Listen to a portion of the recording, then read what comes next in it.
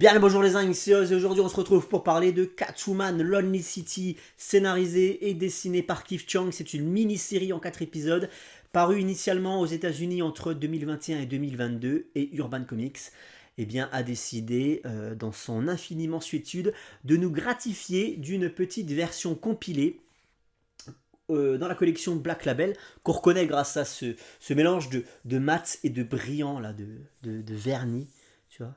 Il y a un petit côté satiné que j'aime beaucoup sur les couvertures Black Label. Oh, en plus, la couverture est magnifique, elle est signée Joke. Donc voilà, collection d'ici Black Label, on est sur un volume de 224 pages qui coûte 21 balles et on a donc les 4 épisodes de cette mini-série dans ce volume. Donc ça c'est cool, il n'y a pas besoin de lire quoi que ce soit d'autre, on est sur un what if, sur un futur alternatif. Et ça va juste demander au lecteur une petite connaissance du Batverse, voilà, de la Bat Family, et c'est tout.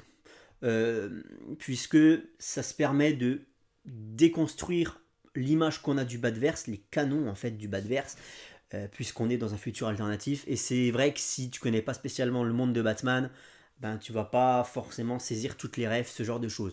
Force est de constater qu'en 2023, et fort heureusement, on n'a pas besoin de se taper des piles et des piles de comics Batman pour bien connaître le Batverse. C'est quelque chose qui reste très accessible. Cette lecture reste très accessible, même à des débutants. Alors, il y a un événement qui va complètement chambouler le Batverse tel qu'on le connaît. Cet événement, il s'appelle la Nuit du Fou. Nuit pendant laquelle le Joker a effectué un ultime assaut sur Gotham. Et cette fois-ci, il a gagné. Cette fois-ci, il a gagné, il a réussi à tuer Batman. Pour le coup, il est mort également. Alors, c'est pas du spoil parce que c'est vraiment les synopsis de base qui va donner lieu au récit de Lonely City. Donc, le Joker et Batman sont morts dans cette nuit tragique qu'on appelle la Nuit du Fou. Et depuis, eh bien, il y a beaucoup de choses qui ont changé, beaucoup de choses qui ont évolué dans Gotham City et dans le Batverse en général. Selina Kyle a été enfermée pendant pas loin de 10 ans dans une prison. Et le récit débute au moment de sa sortie. Elle a purgé sa peine et donc elle peut enfin retrouver sa liberté. Seulement, elle va découvrir une Gotham qui a complètement été modifiée pendant ces 10 ans. Alors déjà, architecturalement parlant, on a des bâtiments en verre, on a de l'ultra moderne au sein même de cette cité qu'elle avait quittée avec ses vieilles cathédrales en pierre, ces vieux bâtiments poussiéreux. Donc là, on a vraiment un peu de métropolis au sein de Gotham, quoi, si tu veux. Et donc, la ville a beaucoup changé. Et la criminalité a été drastiquement réduite grâce à la nouvelle politique du maire Harvey Dent. Harvey Dent qui a réussi à retrouver du crédit auprès de la population gothamite, à regagner l'approbation des citoyens, en fait, tout simplement, et à se faire élire maire. Et il impose son diktat, il impose sa loi et sa justice d'une main de fer, avec une brutalité certaine, sur la ville, grâce à une police d'élite qu'il a mis en place, qu'il a instaurée, qu'il appelle les Bat Cops. Ce sont des soldats d'élite, des flics d'élite, qui sont plus ou moins déguisés à l'effigie du Batman.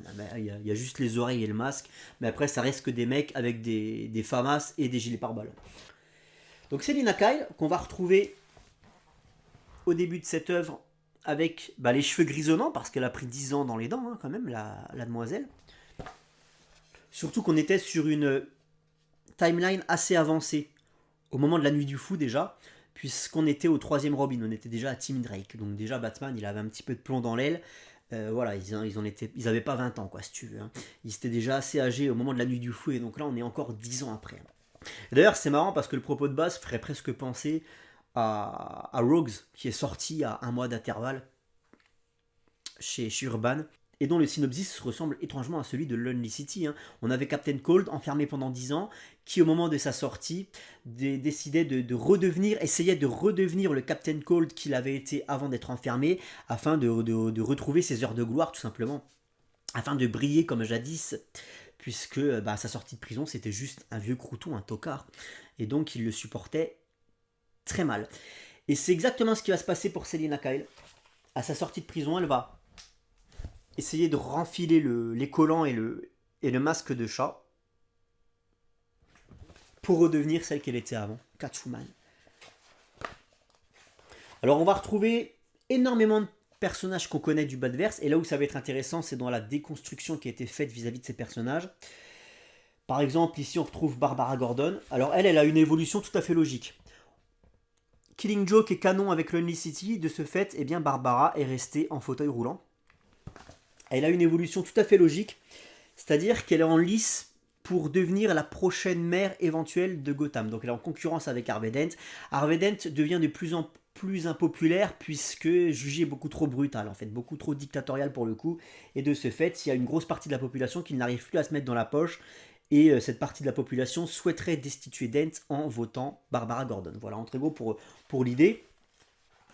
Et donc Selina, elle va retrouver des alliés, comme ça à droite à gauche, et elle va décider de monter une équipe de braqueurs, composée de membres bien connus du Badverse et de nouveaux personnages créés pour l'occasion, qui manquent de saveur, qui sont très fades, on va revenir là-dessus juste après. Et l'idée, ça va être de réaliser le casse du siècle. Finalement, c'est exactement le même synopsis que Rogues. Hein. Et le casse du siècle, c'est pénétrer la Batcave, afin d'accéder évidemment à tout ce qui se trouve à l'intérieur, aussi bien les fichiers informatiques de Batman que le matériel, pourquoi pas. Voilà. Ça, c'est le synopsis de base de Catwoman Lonely City, les petits gars. Il faut savoir que Batman, eh bien, tout le monde sait à ce moment-là que c'était Bruce Wayne, et donc forcément, le manoir Wayne est fliqué. Hein. Le manoir Wayne est toujours surveillé. Il y a des gardes en patrouille en permanence autour de ce manoir. Des gardes contrôlés par Harvey Dent, mais il faut savoir que personne n'a réussi à percer le secret de la Batcave, personne n'a réussi à trouver l'entrée de la Batcave et à pénétrer en son sein. Et c'est donc ce défi que va s'imposer Selina Kyle, et c'est pour cette raison qu'elle va partir à la rencontre d'anciens camarades pour essayer de venir à bout du système de défense de Batman. Alors, je vous montre quelques petits visuels. Alors, c'est très sommaire, Catwoman Lonely City. Déjà, je trouve que ça propose rien d'original. Le contexte un peu orwellien 1984, avec la population qui est surfliquée, qui est hyper contrôlée. Les Gothamites ont des G-Pass sur eux, des G-Pass, je sais pas comment on prononce. Voilà, c'est des espèces de cartes d'identité qu'ils sont obligés d'avoir en permanence sur eux, sinon forcément ils sont brimés. Et il y a des couvre-feux qui sont instaurés les nuits. Vraiment, pour le coup, Harvey Dent a réussi son pari d'éradiquer la criminalité, mais à quel prix, comme j'expliquais, au prix des libertés individuelles, quoi. Et donc, on a ce propos très orwellien, 1984, il y a du V pour Vendetta dans Lonely City. Mais alors, attention, ne vous méprenez pas, les petits gars, c'est le V pour Vendetta du pauvre, hein, Lonely City. Hein. C'est-à-dire que ce que ça le fait de manière extrêmement simple, simpliste, dirais-je même, c'est manichéen de fou, c'est cucul à praline. La méchante droite patriarcale blanche d'un côté, et la gentille équipe de woke menée par Selina, donc de l'autre. Selina Kyle va devenir un symbole de révolution, un symbole de rébellion pour les gens qui vont arborer des masques à son effigie. Donc c'est pour cette raison que j'évoque V pour Vendetta, parce que clairement on sent l'influence. Hein. Ah, ça c'est du V pour Vendetta tout craché. Il n'y a pas vraiment de twist. Tout est ultra prévisible. Et puis, ce récit souffre exactement du même syndrome que beaucoup de récits qui parlent de braquage. C'est le cas de Rogues, c'est le cas de Catwoman, le dernier braquage, de Darwyn Cooke. C'est toujours mieux dans la phase préparatoire que pendant le braquage en lui-même. Ça, c'est un truc de ouf. C'est le cas pour Rogues, c'est le cas pour le dernier braquage, c'est exactement le cas pour Lonely City. En fait, le principal intérêt de ces bouquins, c'est de te vendre pendant tant de pages le braquage qui va arriver, voilà, le gros final qui va arriver, qui va être époustouflant. La préparation est toujours plutôt bien foutue, tu vois, le fait d'aller recruter des mecs, le fait de s'entraîner, tu vois Selina Kyle qui va à la salle, parce que forcément elle a perdu en aptitude physique, la meuf elle a de l'arthrose maintenant, tu vois, donc c'est compliqué pour elle d'arquer, donc forcément il va falloir qu'elle se remette dans le bain, pareil pour les mecs avec lesquels elle va décider de travailler, donc tout ça c'est assez cool, voilà, mais quand tu arrives au braquage, bah c'est bâclé. C'est bâclé. Peut-être pas au même point que Rogues ou que le dernier braquage, mais c'est quand même pas ça qu'est ça. Lorsqu'ils arrivent dans la Batcave, j'aurais voulu un peu plus d'ingéniosité, j'aurais voulu que ça dure plus longtemps, qu'il y ait des pièges partout, voilà, quoi. C'est Batman, tu rentres pas chez lui comme dans un hypermarché. Alors là, ok, Ok, il y a quand même des systèmes de sécurité qui sont quand même assez costauds. C'est pas si évident de rentrer dans la Batcave, je veux bien l'admettre, mais j'aurais voulu que ce soit quand même beaucoup plus palpitant. Et une fois de plus, ça tombe à l'eau à ce niveau-là, quoi.